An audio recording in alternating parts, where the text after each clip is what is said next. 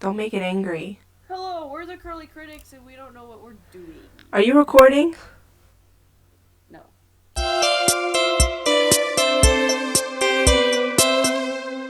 Hi, I'm Die Hard. And I'm Die Harder, and we're the Curly Critics.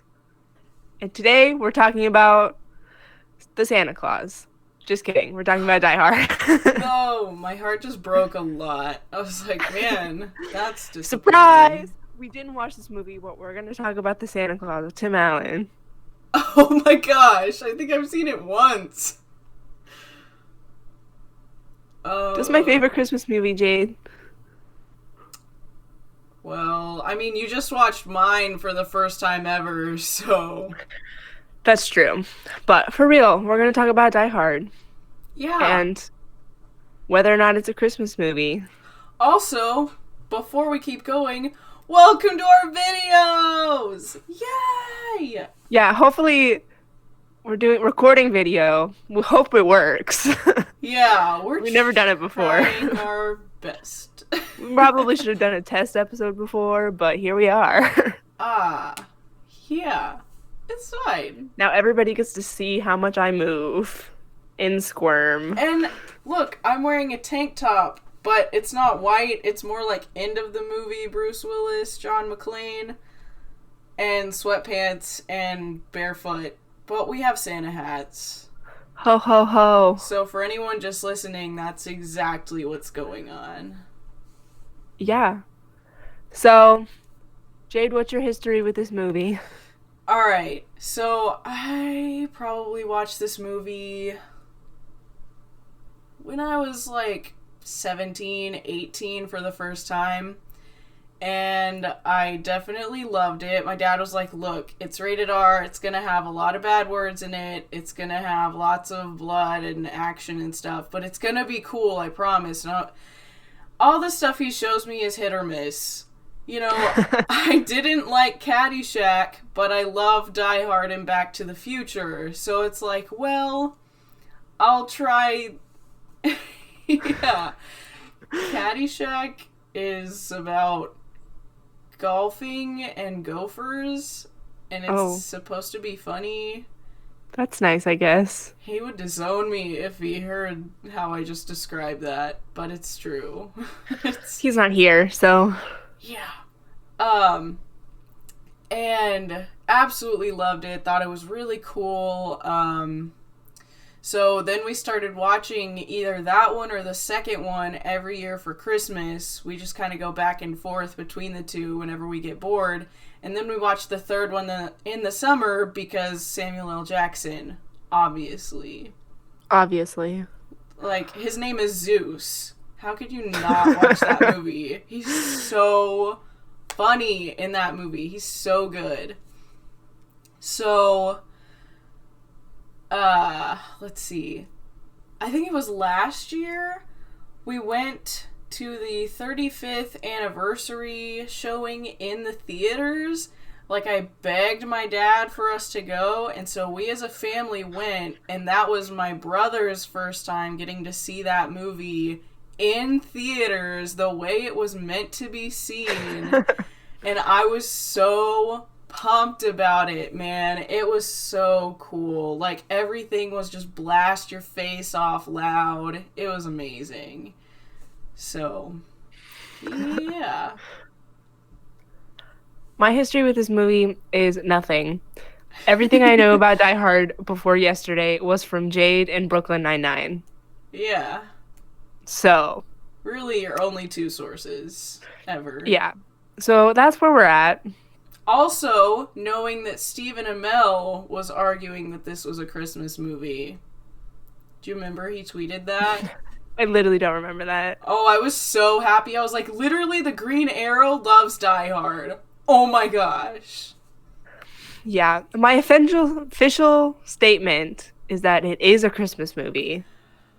And but we're going to talk about why. But at what cost? Oh. Like, it's a Christmas movie, yeah. At first, I was like, I don't think it's really a Christmas movie. It only takes place at Christmas, and it's like At the beginning, I was like, this is not a Christmas movie. It's just convenient that it happens on Christmas Eve. Yeah. But then they like kept making mentions of it throughout the movie that I was like, okay, fine. Yeah. But it's just so depressing as a Christmas movie. It's rated R. This guy's having the worst day of his life. Like, all of these people are having the worst Christmas that they're ever gonna have. So I'm like, congratulations. You can call it a Christmas movie, but why? What do you gain from this? I think this movie single-handedly makes up for every single Hallmark movie wives will make their husbands watch. Can you argue with that? Okay, I think there's a flaw in your premise because I like Hallmark movies, and so does my mom, and so does my dad. Okay, your dad is one of few, I will tell you, because my dad hates stuff like that. I like Hallmark movies too. Some of them really are just garbage, and I'm like, okay, I mean, yeah. I just wasted 2 hours of my life. This was horrible. But, you know, like the guys who are like, I will watch this for my wife, and then like a week later he's like, hey wife, watch Die Hard with me, and she's like, no, I don't want to, and before she finishes her sentence he goes, but you made me watch 16 Hallmark movies, and she's like, you're right. Yeah, I guess that's like the one movie, because all the other movies, like, if you really think about it, they're all pretty cheesy and girly. I mean, masculinity's a lie anyway. Well, yeah, but if we're going off of... Oh my gosh, Anyways. Starting off the podcast strong. Oh boy. Die Hard and feminism. I just don't like action movies. And see, I don't understand how they're entertaining. That's the thing. I like action movies, and everyone else who likes action movies likes that movie because it's a good action movie compared to most. Yeah. That's I haven't seen a lot of them, so I can't argue against. I'm just like, ugh. I'm pretty indifferent about it. I mean, I have a lot of thoughts because that's the point of this. Yes. But I am pretty indifferent. That's fair. It's a fair point. I'll give it to you. I just like it because it's a nice bonding thing with my dad, because he was like, oh yeah, son I've never had, except I have a little brother, so don't worry about that. Oh. I watch college football with him and go to football games and watch Die Hard. Yeah. Yeah, I was pretty bored in this movie for like the first hour.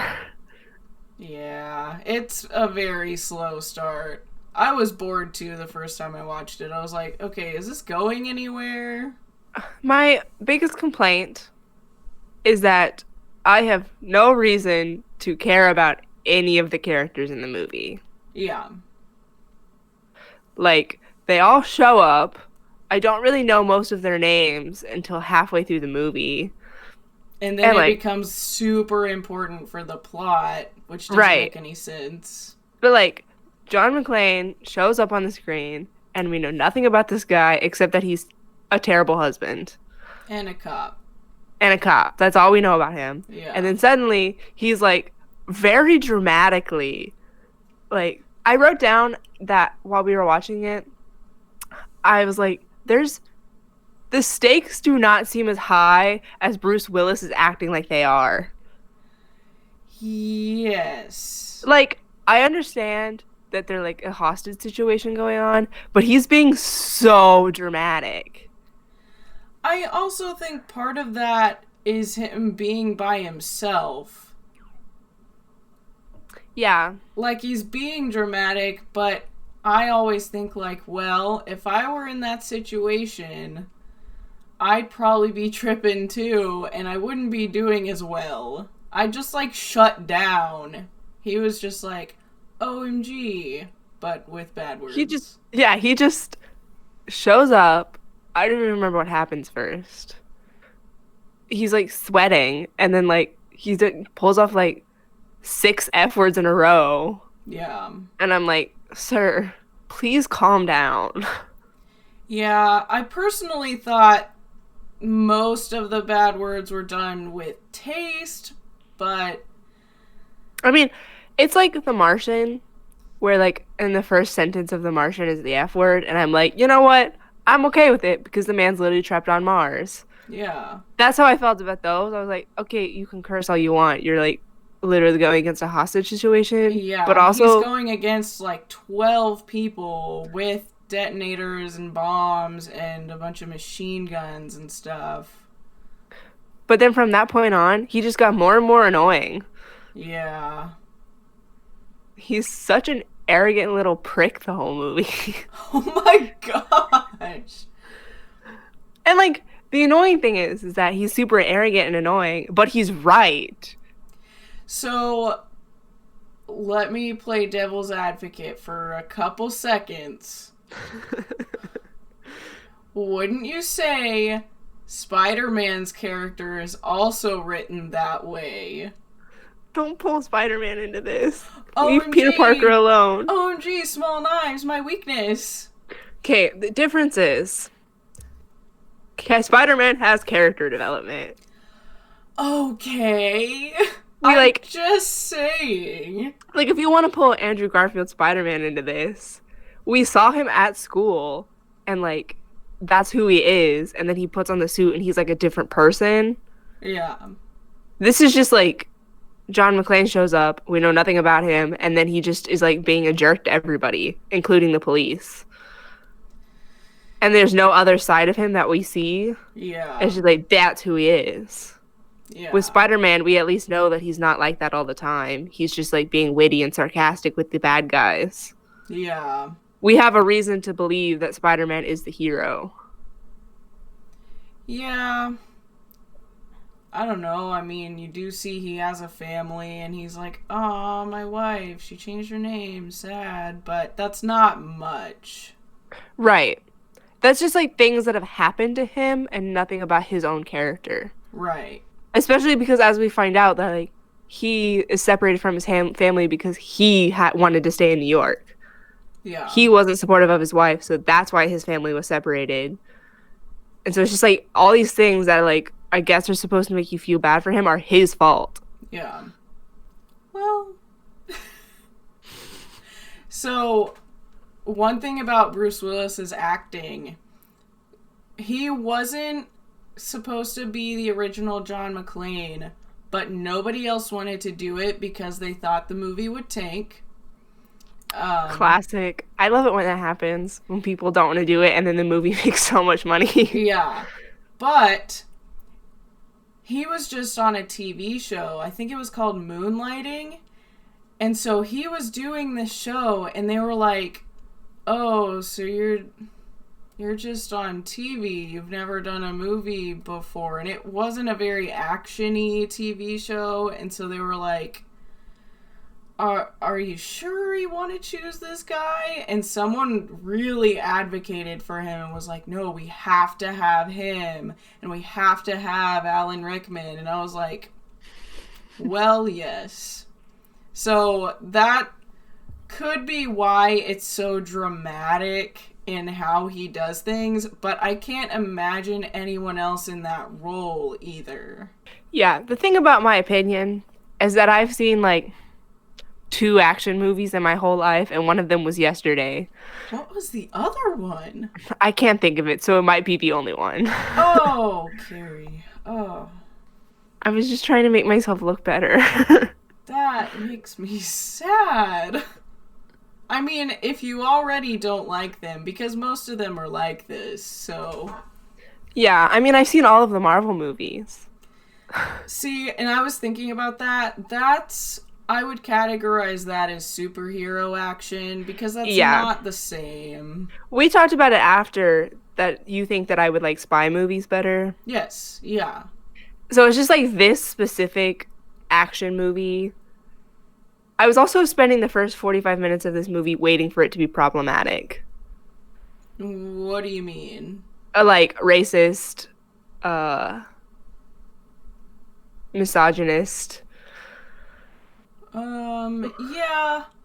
They And it was a little bit, but yeah. also I just am like, that's all right because it was filmed in the 80s. Like, I think it was pretty 90s. mild for movies in the The 80s. 90s. It was 88. It was 88? Really? Yes, I looked it up yesterday. Oh, no, you're right. Shoot, dude. Don't go against me and my memory. Oh, yeah, you're the one who knows all the dates. I remember.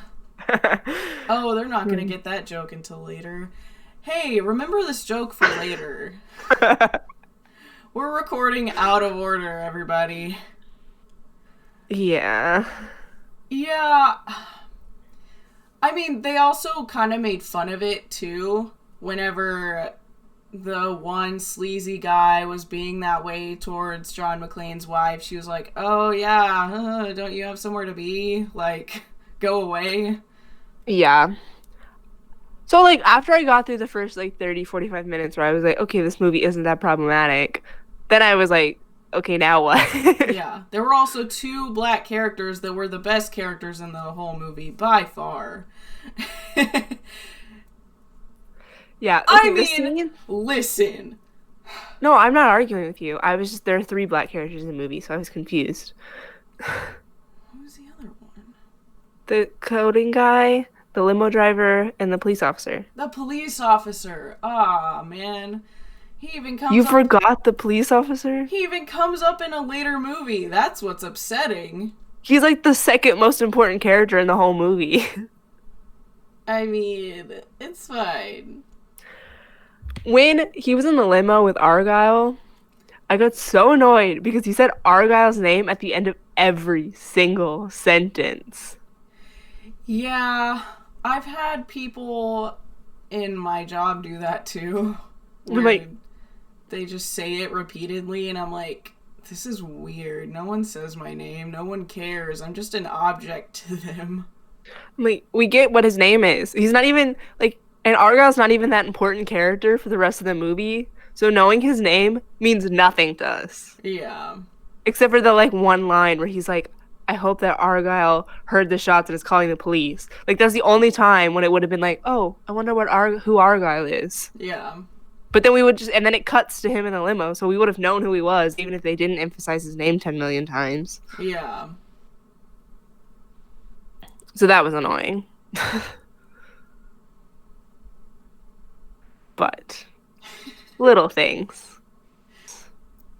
So now we're going to argue why it's a Christmas movie and why every year I have to fight people because they're like, no, it's not. No, you're ridiculous. What's wrong with you? Okay, I was making a mental list all week before we even watched the movie. I was like, here are all the reasons why Die Hard's a Christmas movie. First of all, there is at least 3 Christmas songs in it. There are Christmas trees everywhere. They emphasize that it's Christmas all the time, just like you said. There's a romantic relationship, which every Christmas movie's got at some point. Even Home Alone. I mean, come on. It's the parents are kind of in love, at least. Not with their child, but that made me mad just thinking about it. 'Cause I haven't seen Home Alone in so long. That's a problematic movie, let me tell you. They just hate their own kid. Oh my gosh. I had some other notes as to why it was a Christmas movie. Like, the Christmas rap where they're in the limo is one of the best Christmas songs. Like, it's such a freaking bop. If you look at the words to that, it's so genius. I'm like, why isn't this more popular? I'm looking up what makes a Christmas movie a Christmas movie. Basically, this article has no idea.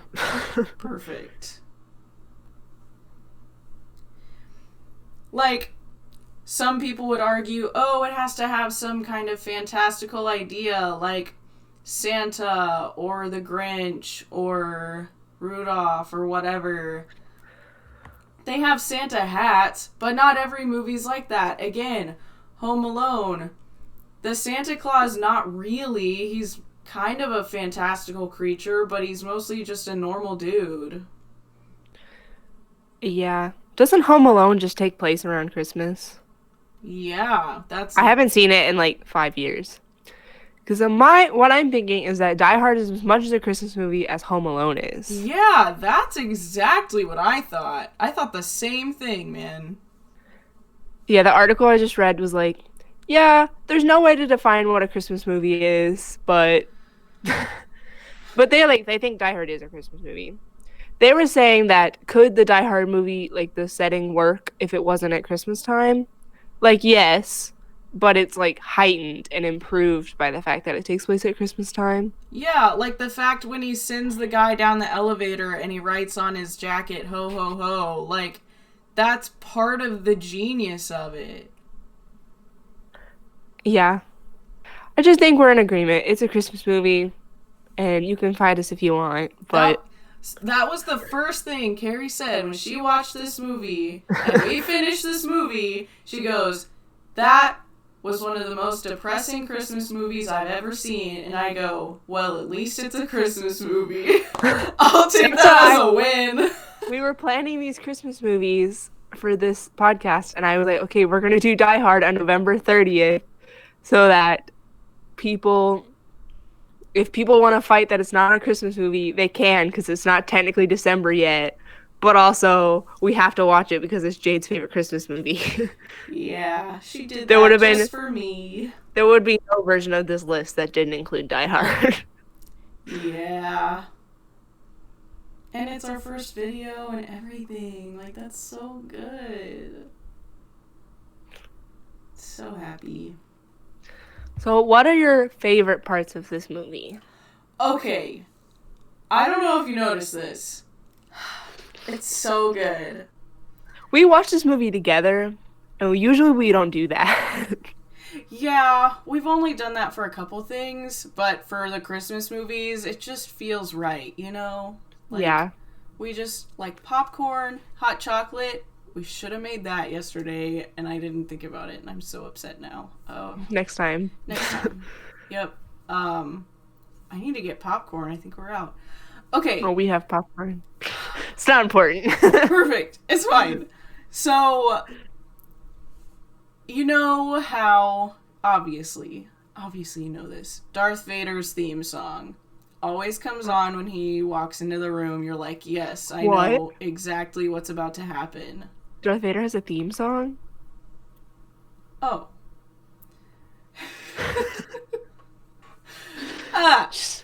I say that as I glance over at my Christmas tree that has multiple Star Wars ornaments on it. Yeah, one of my brothers is Darth Vader, so. Just bought a Spider-Man ornament today. Aww. Because we stan Peter Parker. Yes. Anyway. Yeah. My brother's actually watching the Andrew Garfield Spider-Man right now. That's what's funny about us continuously bringing it up. I watched the second Tom Holland Spider-Man movie like last week. Okay. Because I love him so much. Anyways. Darth Vader's Bruce theme. Willis who? You have that idea, right? So, in this movie, they did that, but with Ode to Joy. And I don't know if you caught that. I didn't. Every time something villainous would happen or was about to happen, it would do some theme or variation of Ode to Joy, which is da na na na na na na na na na na na na. And that is such a huge thing in all of the movies. Oh my gosh. Oh my gosh. It's so good. Oh my gosh. Yeah, I didn't notice that. But I also never noticed music things on the first try. Yeah. That's except for that one thing in the Harry Potter movie. I noticed that. Yeah. Wait. I really liked Yippee-Ki-Yay, Mother Effers. That's everyone's favorite thing. Don't worry. There were a few moments that I laughed out loud. And that was one of them. Like the only one. No, there was one other one. It might have been when Han said yippee-ki-yay. Yeah. Dude, it just kills me. It's so funny. Like, that's... I say that to my dad all the time. I'm like, yippee-ki-yay, mother hecker.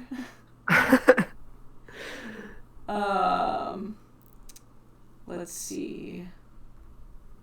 I also like the scene at the end where he hugged Al, the police officer. Yeah. I was like, aw. So happy. That's so sweet. The whole, like, after we watched this movie and I went home, I just kept thinking about Toit Nups from Brooklyn Nine-Nine. Because he, like, gets a Nakatomi Palace wedding cake. Oh my god. While they're, like, planning their wedding, and they call them Toit Nups the whole time. Oh and, like, gosh. she, like, brings out the cake, and he's like, these are Toit Nups. And so I just kept thinking about that. Oh my gosh. So this is... I looked up some trivia because I wanted to make sure I was right about Ode to Joy. And so Hans Gruber even hums it at one point in the movie while he's on the elevator with Mr. Takagi, which now every time I watch the movie I'm like, oh yeah, he's humming it. That's so funny. So the film composer at first thought it was a sacrilege to use Beethoven in an action movie, telling the director, I will make mincemeat out of Wagner or Strauss for you, but why Beethoven? McTiernan, the director, replied that Ode to Joy had been the theme of the ultraviolence in A Clockwork Orange. Ah, it's so good. Oh my gosh. I thought of something to say, but it's a critique, so I'm going to hold it until I ask the next question. Okay. This was Alan Rickman's first film role. Seriously? Yeah. That's the next thing. Holy crap. This is the thing about watching old movies. That you can say something like, this is his first movie, and my brain can't comprehend that because he's Alan Rickman. Yeah.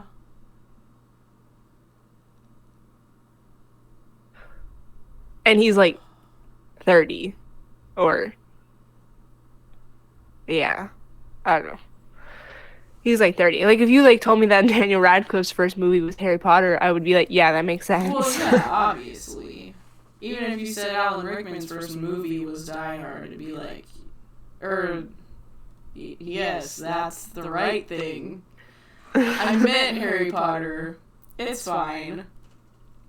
I didn't realize this. The cinematographer got trapped in an elevator while making Die Hard, and so that gave them the inspiration for the opening scene of Speed, which is where a bunch of people get trapped in an elevator. Oh my gosh.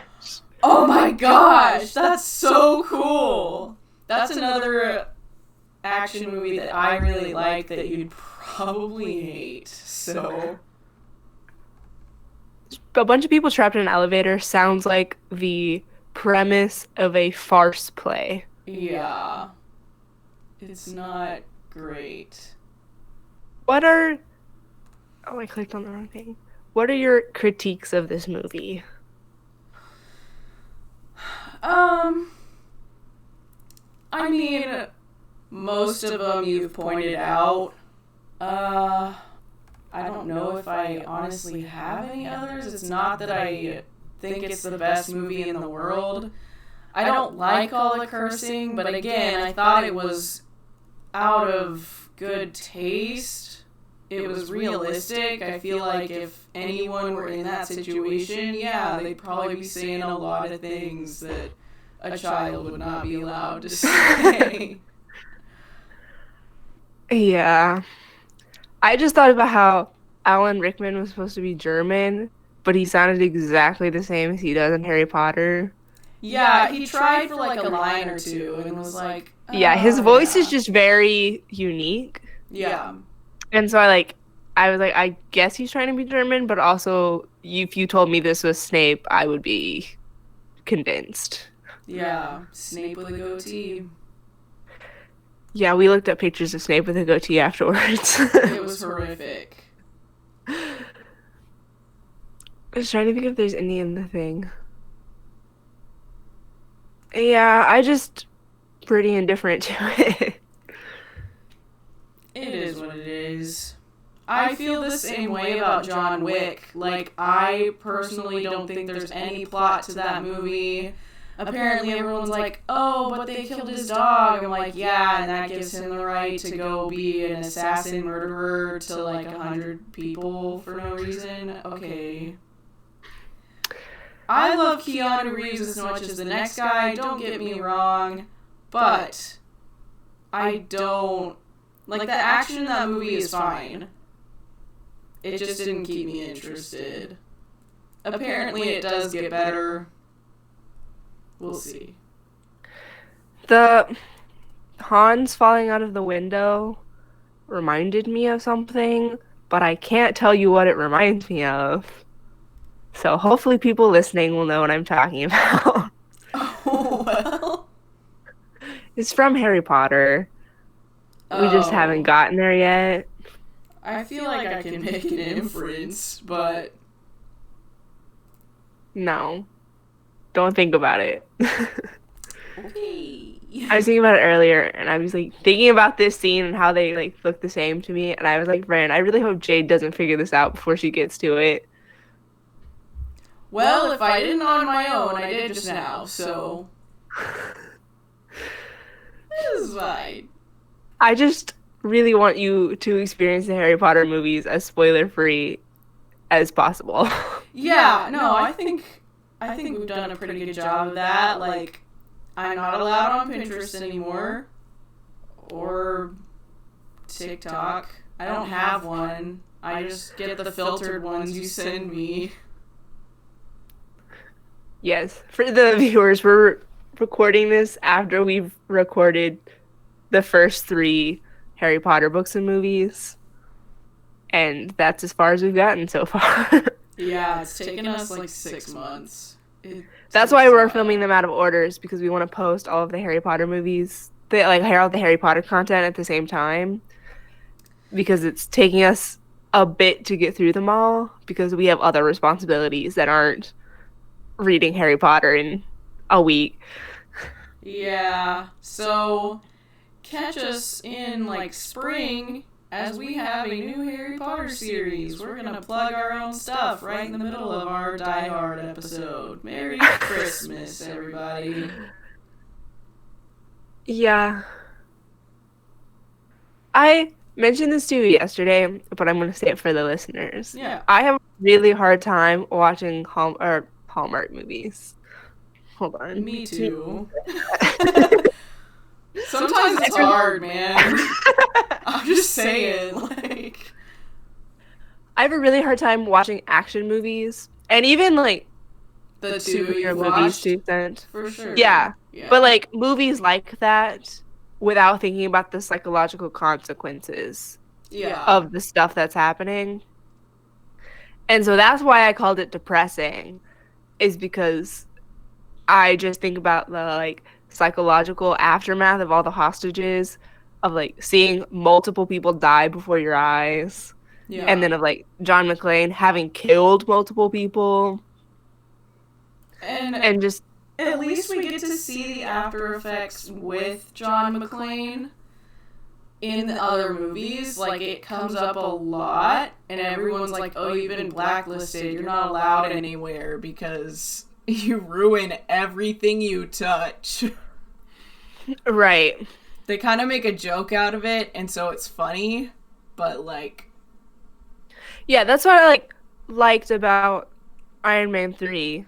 Probably the only thing I liked about Iron Man 3 is that they, exactly what I was thinking about when you were like, the psychological effects. I'm like, you mean Iron Man 3? Where right, he's just they, talked about the fact that he almost died, and, he has PTSD now. Yeah. And even in the, newest Spider-Man movie, Peter's not having a good time. No, he's like, this Like, sucks. And everyone's like, he's just a kid. Leave him alone.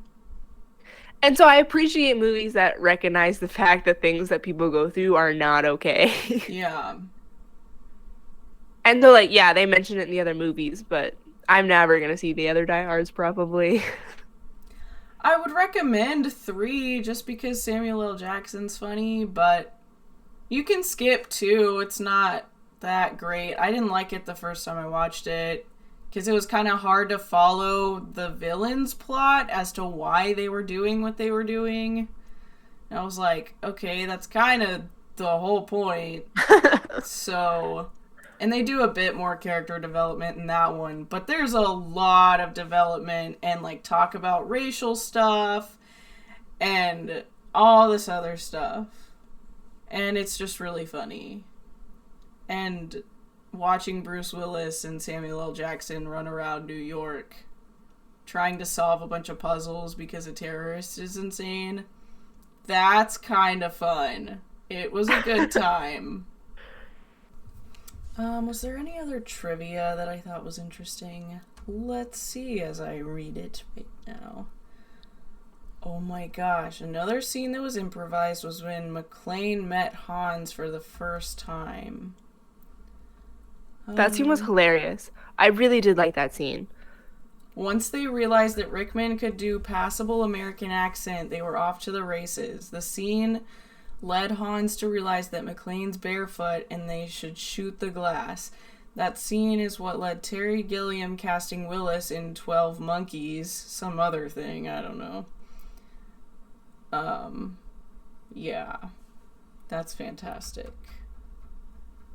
I forgot to say this at the beginning, and I definitely thought about saying it, but now I have to find the information. Please hold.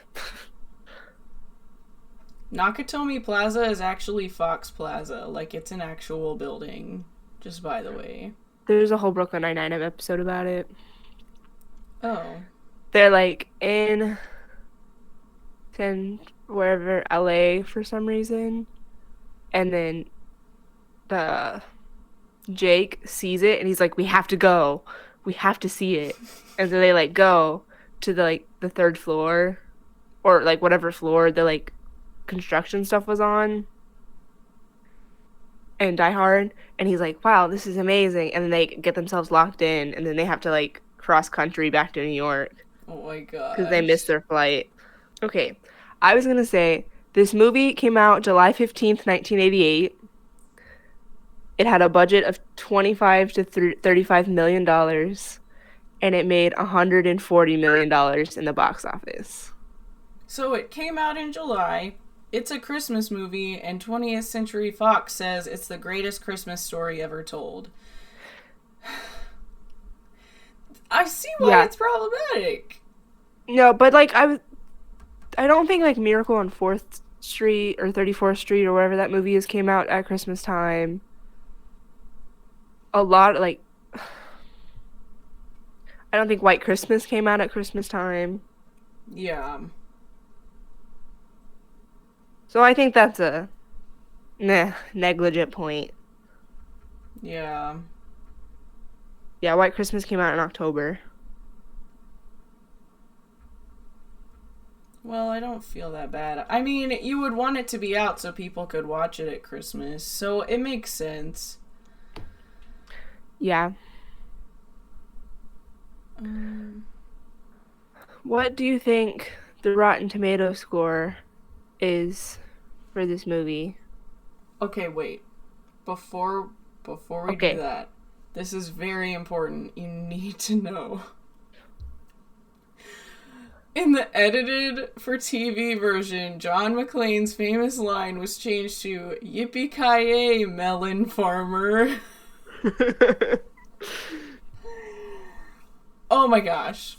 That's enough. I love that. That's enough. That's truly amazing. That's the best piece of trivia we could ever have possibly wanted. Okay, so what do I think the Rotten Tomatoes score is? The critic score and the audience score. Okay, so critic score, I'll say 76. Audience score, 85. Okay, I was gonna say critic score 80, and then audience score like 88. You're probably closer. Oh, the critic score is 94, and the audience score is also 94. Ah! Yes! Yes! I knew that the audience score was gonna be really high. Yeah. Oh, yeah, you ask anybody, yeah. Because, like, everybody knows of Die Hard, whether or not they've seen it. And, like, people who have seen it love it. Besides one person. Like, I've never met somebody who's talking about Die Hard who's been like, oh, I actually hate that movie. Well, if you hate the movie, you probably don't talk about it that much, Yeah. so. That's a good point. Also, who else do you know that talks about that movie besides me? The internet. The internet. You're right. Stephen Amell. But you don't even remember that happening. He said it in Arrow, and he's like, oh yeah, that's actually real. I love Die Hard.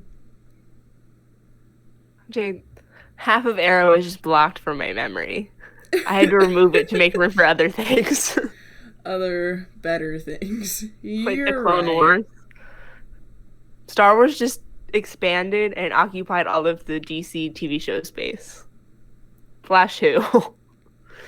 Flash only season know. 1 was still very good. Yeah.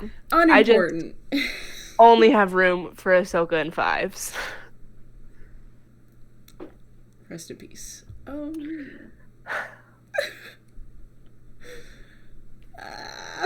So We're fine. It's fine. now I'm sad. What do you rank this movie? Every time you ask me this, and every time I'm like, I have a score. I've had a score picked out since yesterday, Jade. well, I'm sure it's like 2, so yeah, that would be easy to pick, wouldn't it? Gosh. I'm gonna give it an 8. Wow, what a surprise. I'm making an ugly face at you, because you're mean to me. I didn't see it. I was typing. I'm gonna give it a 5. Oh my gosh, you Because I'm largely indifferent. melon farmer. You're a melon farmer. That's honestly the best thing, and I didn't even know that. Do you want to know some of the other people who tried out for John McClane? Obviously.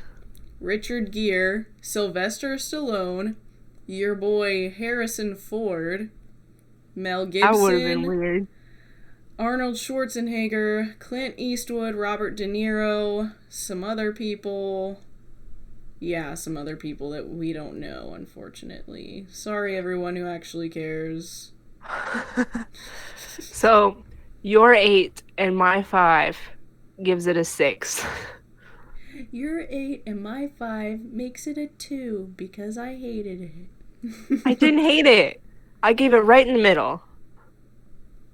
Okay, that's fair. If I hated it, it would be like a 2 or a 1. Yeah, that's what I would But give. it's a solid 3 out of 5. That's what I would give Caddyshack. 5 out of 10. That's what I would give Cats. Oh, why'd you have to get that ugly piece of crap in this podcast? I meant Cats musical, not the Cats movie, because I would never see that. Oh, well, even so. Don't do that. So this is our first Christmas episode. Merry Christmas, melon farmers. And it actually got cold outside. Yeah, like one day this week. 2 days ago, it was like 80 degrees. And I was like, it doesn't even feel like Christmas. This is so upsetting. Yeah. And then yesterday, it was cold. It was freezing. And I was driving home from Jade's house. And I was like, wow, it actually feels like Christmas now. Amazing. And then tomorrow, it's going to be like 105. Yeah. Because we live in Texas. Yeah. Our next movie is White Christmas. Oh, I didn't know what our next movie was. It's a surprise for everyone! I just made an executive decision that we're watching White Christmas next. Honestly, I don't even know if I've seen that. I saw it for the first time like 2 years ago. So don't at me. It's my mom's favorite Christmas movie, That's nice. That's sweet. besides Hallmark movies. Yeah, if I had to pick, okay, everyone, listen up. This is important. If I had to pick a Christmas movie where you're like, no F words, children can watch this, like, besides the Peanuts, because those are just classic, the music's incredible, everything's incredible about it. They're kind of sad. Charlie Brown makes me sad, but, like, I love Linus. He's fun. He has a blanket. Anyways, Alright. but if I had to choose a movie, it'd probably be The Holiday. Like, that's just a stellar Christmas movie. Which I have not seen that one either. Yes, you did. No, I didn't. You didn't watch The Holiday? No. That's why we're watching it, for this. I could have sworn, because I made such a big deal about it, that you watched it. No, you made such a big deal about it, and then you're like, it's on Amazon, go watch it. Like, Amazon Prime. And then when I went to watch it, they had taken it off Amazon Prime, and so then I never watched it. Oh my gosh. Oh. You're gonna have to edit me screaming. Oh my gosh. I'm so upset right now. We're literally gonna watch it in like 2 weeks. I'm more upset than when you didn't like Die Hard. I don't know what to do anymore. Did you win in knowing I wasn't gonna like Die Hard, so it wasn't a surprise? No, I didn't. I honestly thought, like, maybe. I had hope. I was like, maybe she won't like some parts of it, but it'll be okay. I did like some parts of it. I think John McClane's really witty. Literally, just like, kind of an idiot. Kate Winslet, Jude Law, Jack Black, and Cameron Diaz, and John Krasinski, all in a movie about Christmas together. I know the movie, Jade. I just haven't seen it. I got it for $2 at Half Price Books. What is your excuse? We're gonna watch it. That's my excuse. Oh my gosh. Everyone, Cari is Alan Rickman, and I am John McClane. Honestly, I'm okay with being Alan Rickman. He's pretty amazing. He's amazing. Successful. That's why when I made you Alan Rickman in one of the pictures we took yesterday, I hoped you wouldn't be mad about it. Also, we took those pictures before I saw it. Yeah, so listen, we took some pictures, like promo pictures, for what we were going to do, and I asked my little brother, because he had seen Die Hard, hey, how do we pose for a Die Hard picture? And so I had this bright idea, and you guys will see this later, but of me pretending like I was shooting Cari, and I told Cari, hey, pretend like you're falling, like look like you're falling, and now you get it. I don't feel bad because Alan Rickman's nice, and I honestly, like, we all love him. He's fantastic. Alan Rickman is one of those people that's just incredibly successful, but I could only tell you 2 movies that he's been in. I mean, technically, like, 9, but... I mean, yeah. And those movies are Die Hard and the Harry Potter movies. Yeah. And that's okay. Like... He was in Alice Through the Looking Glass. Oh. I wouldn't... I hated the first one. It was creepy. Well, that's fine. Oh, he was also in the first one. Oh. He was in Sweeney Todd. That makes sense. He was in Hitchhiker's Guide to the Galaxy. Oh, he's in Love Actually. Which I also haven't seen. I'm so confused. Obviously. Like, I've seen some of these. And I don't remember this man. He was probably just a minor character. I'm just reading his IMDb, not like how prominent of a role he was in. He was in Sense and Sensibility. He's got range. Yeah. Oh my gosh. If you could just, like, watch him in Shakespeare, that'd be amazing. Like Benedict Cumberbatch in Shakespeare. David Tennant in Shakespeare. Yeah. It just takes you to a whole new level as a human being. I just love watching famous English people do Shakespeare. Yeah. Yeah. Exactly. But his voice is just so great. Rest in peace. Yeah. So, next movie we're doing is White Christmas. Because Jade made me watch an action movie, so now I'm making her watch a musical. Yeah, I'm gonna be tortured by a musical, honestly. Not like we no. like musicals here. I'm so upset. We're watching a musical. Oh no. Alright! This is our Christmas extravaganza No. season. Mm-mm. Why don't we ever come up with names for our themes before we do them? Christmas with the Curly Critics. 3 C's. Melon farmers. Welcome to C Cubed. Ho ho ho. Ho cubed. No. C Cubed. Ho ho ho, melon farmers. Well, if you were gonna do that, you'd have to say yippee-ki-yay, because... Welcome to episode 1 of C Cubed. Ho ho ho. Yippee-ki-yay, melon farmers. That was about to be really bad. We're just gonna cut all this out and say Merry Christmas! Thanks for listening. Follow us on Instagram and Twitter at curlycriticspod. Send us emails at curlycriticspod@gmail.com. And if you're watching, hi. If you're listening, also hi. Oh. But you can't see us waving.